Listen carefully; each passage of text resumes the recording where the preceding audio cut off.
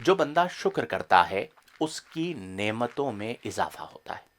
آپ کی زندگی میں کچھ ایسے لوگ ہوں گے جنہیں آپ نے جب سے دیکھا ہوگا روتے ہوئے ہی دیکھا ہوگا، بلکہ بعض اوقات تو اکتا کر کہہ دیتے کہ بھائی کبھی تو خوش ہو جایا کرو، کبھی تو اچھی بات کر لیا کرو۔ جب ان کے پاس بیٹھے ہیں وہ رو ہی رہے ہوتے ہیں، ان کا وہ حال ہوتا ہے کہ کیوں روتے ہو، شکل ہی روتی ہے۔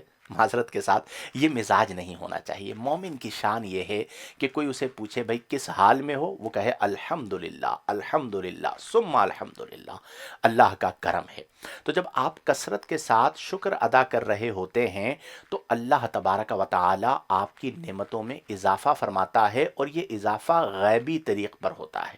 یہ میں آپ کو مجرب بات بتا رہا ہوں، تجربہ شدہ بات بتا رہا ہوں۔ تو ہر حال میں آپ اللہ کا شکر ادا کریں، نمبر ون، تاکہ نعمتوں میں اضافہ ہو۔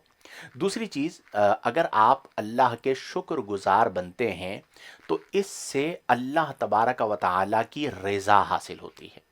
چونکہ دیکھیں، ناشکری ایک طرح کی ناراضگی ہے۔ آپ کسی کو کچھ دیں اور وہ سامنے سے خوش نہ ہو تو آپ کبیدہ خاطر ہوتے ہیں نا، رنجیدہ ہوتے ہیں کہ یار میں نے آپ کو یہ دیا اور پھر بھی تم رو رہے ہو۔ بلا تمثیل اللہ تبارک و تعالی اتنی نعمتیں عطا فرماتا ہے، پھر جب بندہ ناشکری کرتا ہے تو اللہ ناراض ہوتا ہے، اور جب اللہ تعالیٰ نعمتیں عطا فرماتا ہے اور بندہ شکر ادا کرتا ہے تو اللہ راضی ہوتا ہے۔ تو اگر آپ یہ چاہتے ہیں کہ میری نعمتوں میں اضافہ ہو تو شکر ادا کریں، اگر آپ یہ چاہتے ہیں کہ اللہ تعالیٰ مجھ سے راضی ہو تو شکر ادا کریں، اور سب سے اہم چیز، جو شاکر بندہ ہوتا ہے، یعنی شاکر اور شاکرہ، شکر ادا کرنے والا اور شکر ادا کرنے والی، یا شاکرین اور شاکرات، یہ وہ ہوتے ہیں جنہیں اللہ تبارک و تعالی دل کا سکون عطا فرماتا ہے۔ آپ خود سوچئے، آج کے دور میں قلبی سکون کتنی بڑی نعمت ہے۔ ہم سکون کے متلاشی ہوتے ہیں کثرت مال میں، ہم سکون کے متلاشی ہوتے ہیں بینک بیلنس کے بڑھنے پر، ہم سکون کے متلاشی ہوتے ہیں گاڑیوں میں کہ ہم اچھی مہنگی اور اپ ٹو ڈیٹ گاڑیاں خرید لیں، زیرو میٹر گاڑی نکلوا لیں تاکہ ہمیں سکون مل جائے۔ واللہ العظیم اس طرح کی کسی چیز میں سکون نہیں ملتا۔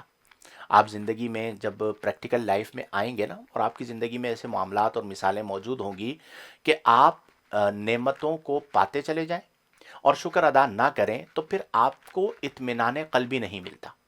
اگر آپ صرف یہ سمجھیں گے نا کہ میری خواہش پوری ہو جائے تو اطمینان ملے گا، ایسا کبھی بھی نہیں ہوتا۔ وہ کہا جاتا ہے کہ ہزاروں خواہشیں ایسی کہ ہر خواہش پہ دم نکلے، ہزاروں خواہشیں ایسی کہ ہر خواہش پہ دم نکلے، بہت نکلے میرے ارماں، میں اپنا کہہ رہا ہوں، ٹھیک ہے، آپ اپنا اپنا قیاس کر لیجئے، بہت نکلے میرے ارماں لیکن پھر بھی کم نکلے۔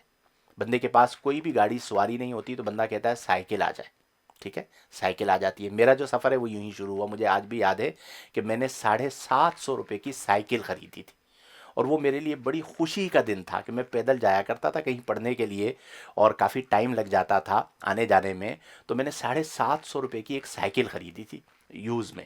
تو وہ میرے لیے بڑی خوشی کا دن تھا کہ میں سائیکل پہ گھوم رہا ہوں۔ پھر اس کے بعد ایک وقت آیا کہ میں نے کہا بائک ہونی چاہیے، بڑی دقت ہوتی ہے، اور معاشرے میں ایک بائک ہونی چاہیے۔ اس زمانے کی بات بتا رہا ہوں آپ کو، 20-22 سال پرانی۔ بائک آ گئی، بڑی خوشی ہوئی۔ کچھ عرصے کے بعد پھر خواہش پیدا ہوئی کہ 4 وہیل ہونی چاہیے، ٹھیک ہے۔ اب اس کے بعد نعمتیں بڑھتی چلی گئیں، گاڑیاں بڑھتی چلی گئیں، لیکن آپ یقین کیجئے کہ سیری کبھی بھی نہیں ہوئی۔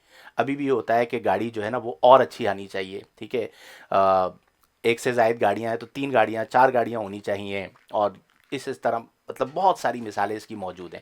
تو ہزاروں خواہشیں ایسی کہ ہر خواہش پہ دم نکلے، بہت نکلے میرے ارماں لیکن پھر بھی کم نکلیں، تو یہ خواہشیں کبھی بھی پوری نہیں ہوں گی، اور ان خواہشوں کی تکمیل سے اطمینان نہیں ملے گا۔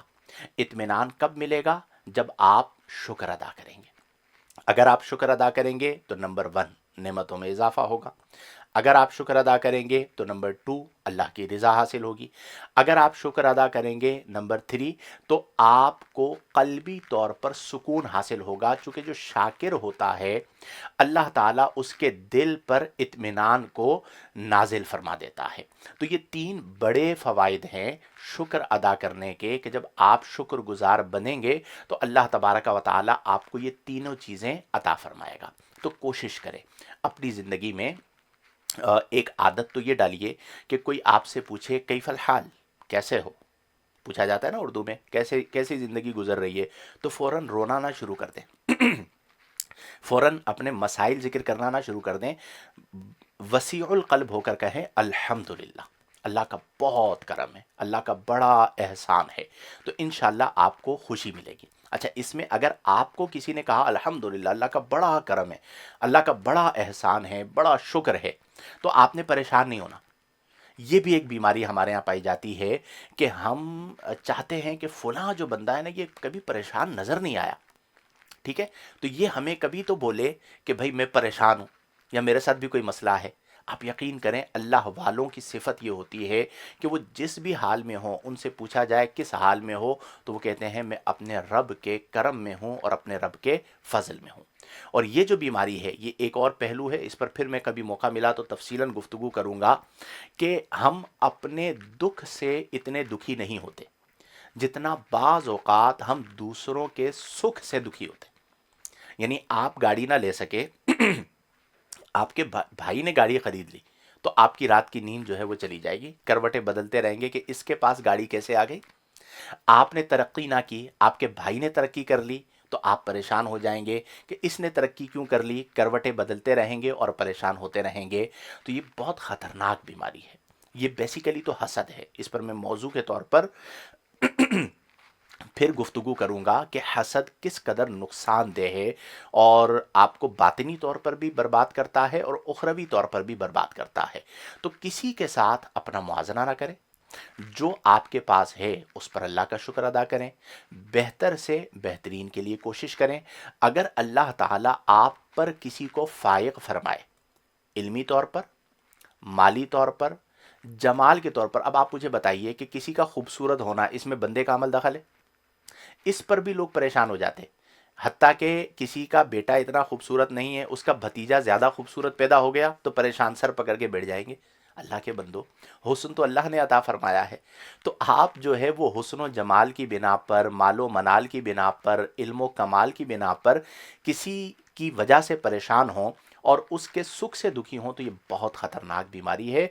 और बदकिस्मती के साथ आज ये चीज़ बड़ी आम हो रही है, और बिलखुसूस सोशल मीडिया पर, चूँकि बाज़ लोगों को ये बीमारी होती है कि वो चीज़ों को शो ऑफ करते हैं, और कई बार तो ऐसा होता है कि जो चीज़ नहीं होती वो बना कर बताते हैं। बाज़ लोगों को बीमारी होती है, आप उनसे मिलेंगे ना, वो कहेंगे जी मैंने तो 4 घर बना लिए हैं, मैंने तो नई गाड़ी ले ली है, मैंने तो ये कर लिया है। ये बाज़ अहले इल्म के अंदर भी मैंने ये बीमारी देखी है माली तौर पर। तो ये याद रखें कि मोमिन जो है वो किसी के माल से मुतासिर नहीं होता, ना किसी के जमाल से मुतासिर होता है। अगर वो मुतासिर होता है तो इल्म और तकवा से मुतासिर होता है।